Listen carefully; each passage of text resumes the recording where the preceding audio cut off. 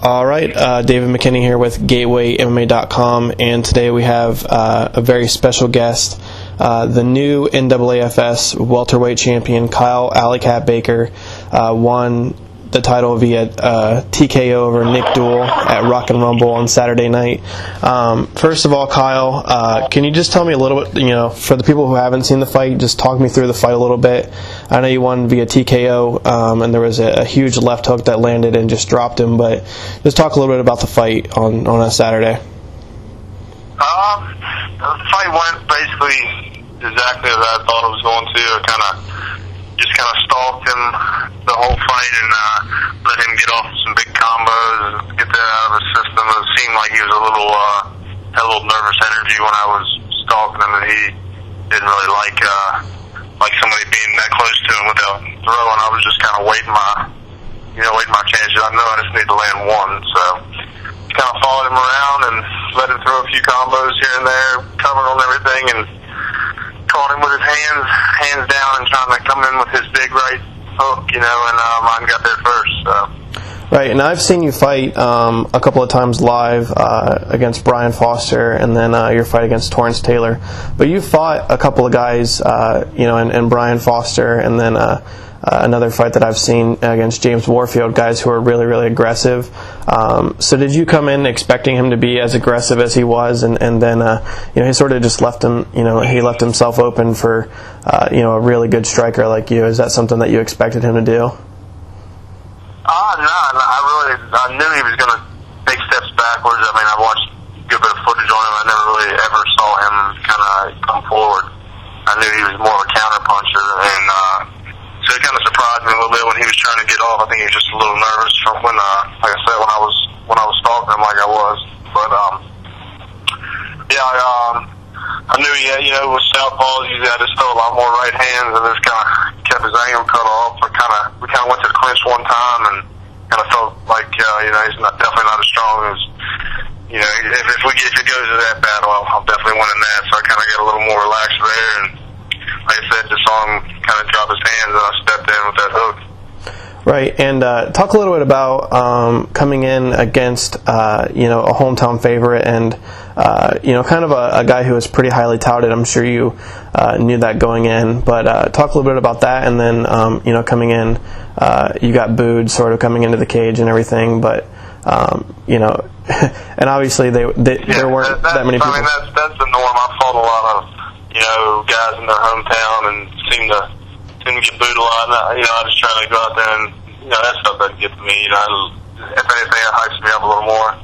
I knew there was a lot of eyes on him coming into this fight, and just kind of, I don't want to take anything away from him, but when you look at my record and you look at his record, I mean, he's got a better record, but you look at who I've been fighting and who he's been fighting. I mean, I only fight tough people. I don't even take fights if it doesn't make sense, if it's not a tough opponent who's going to, get me any better or whatnot. I mean, I've fought multiple guys with titles, not 4 titles, but guys that are now holding titles, with MFC and, M1 title holders and stuff like that. So, I mean, I think just me fighting the tough level of competition I do kind of helps when you go in there against people.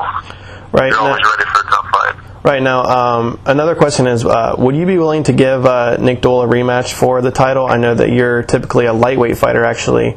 I know you came up in weight for this fight. Is that something that you'd be interested in doing, or do you feel like you beat him and you want to move on to a different challenge?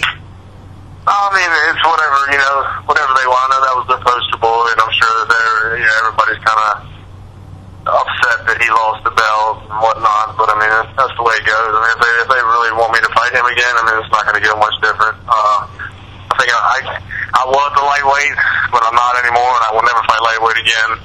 I'm walking around about 195, close to 200 now, so. When I was cutting to lightweight, I was cutting from about 85. So my body just can't take that anymore. The older I get, I can't cut all that weight. My immune system gets real crappy and stuff. And like it showed in my last fight with Taylor. Like I got the flu the week before the fight, and just said screw it, I'm gonna fight anyway. And I ended up if you go back to that footage, you actually see me roll my ankle in the first round. So I fought the second 2 rounds on one leg, basically. And actually fractured some bones in my ankle, which was, kind of worrisome for this fight. Just didn't know if it was going to heal, or so I had my ankle taped in this fight. But I forgot what the question was. What were we talking about? Just your thoughts on a rematch, and what you think really your next step is after. I'll fight anybody. So if they want me to fight him again, that's fine. I'd rather fight somebody that makes a little more sense, but it really doesn't matter to me. Okay, and I know a little bit about your background, but just for the people who don't, just go into a little bit about your background. I know you have your brother's also a fighter and all that, and just talk a little bit about how you got into MMA. I come from a wrestling background, and won multiple state titles here in the state of Virginia. Just kind of got into MMA about 6 years back, just for the reason of, there was nothing else to do, just kind of bored with life and wanted to do something different. And me and my brother kind of opened up our own gym in this area, and then ended up a couple of years later teaming up with the MMA Institute, and things kind of just blew up from there. Like I said, we were pretty active early in our career, and then just kind of got a little slower. And once you start getting to the point where you're beating better people, it's hard to get fights or fights that actually make sense. Right. With the wrestling background, I usually just use my wrestling to keep it on my feet. Not much of a takedown guy.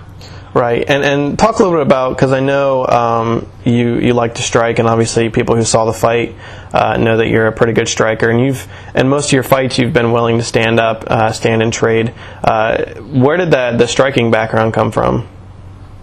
I don't know. I was just kind of like my first couple amateur fights, I won by submission. I was more, into the ground stuff in the beginning, and then I got my first knockout, and I was like, man, this is way more fun.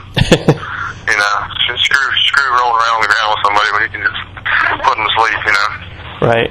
Now, that's all I have for you tonight, man. Anything else you want to mention before we get out of here?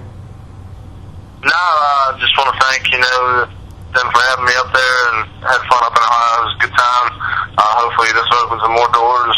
I wish it was a two-way street. I know they were saying if he beat me, he was going to the UFC, but that's not a problem with me. I've been there, so I'll just keep doing what I do and get that shot eventually.